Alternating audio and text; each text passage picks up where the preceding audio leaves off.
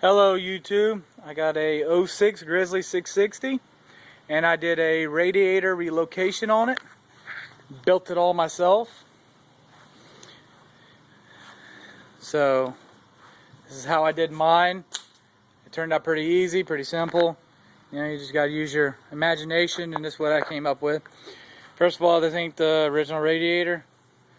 I kept it for a spare. The problem is I didn't want an ugly, nasty looking radiator. No matter how much I cleaned it, it turned out nasty. So what I did is, you got your rack.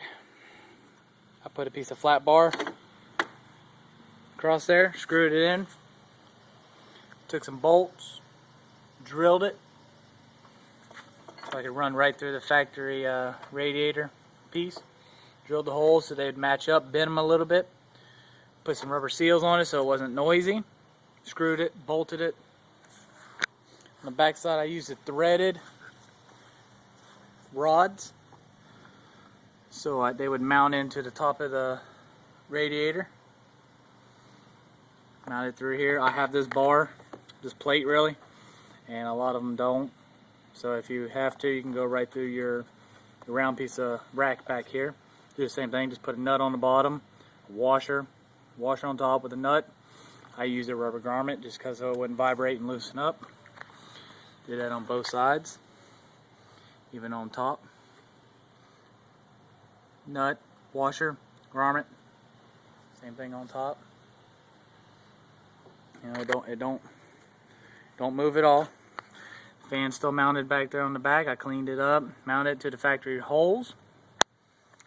Now for running the wires, there's little fins over here that are decoration that I just ran the wires through, put some insulation around the thermostat piece, the radiator overflow, and the fan wire. Just ran it all through one hole so it didn't look like shit. Down here, I took from the factory hose, bought a couple clamps, an adapter to splice them two together, wrenched them down. Now you can get the hose at Advance. The thing is, it's not going to be a perfect fit. So what you'll do is you'll actually heat up the end of the hose, some boiling water, stick it in there for like 30 to a minute, and then you shove it on your piece of the radiator. It stretches out, because if not, it really does not fit. I mean, you sit there and be prying on it. Because the problem is, you can either find the hose too big or too little, and it's an odd size. So you know, you gotta kind of do what you gotta do to make it fit. No leaks, obviously. What I did that over there. I had to do the same thing over here with the hose.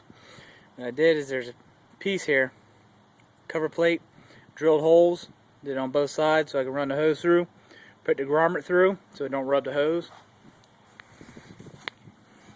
Same thing, did it over here.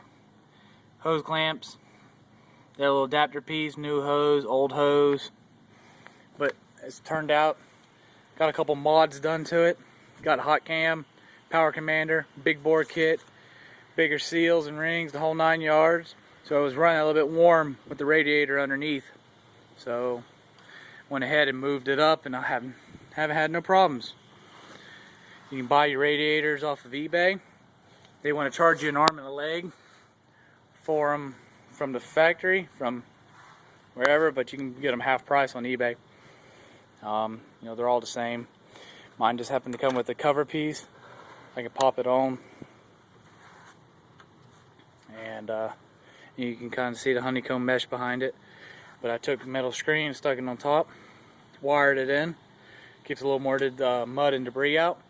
I just painted a little brown symbol on it just because I like the brown symbol, and it's in the best color.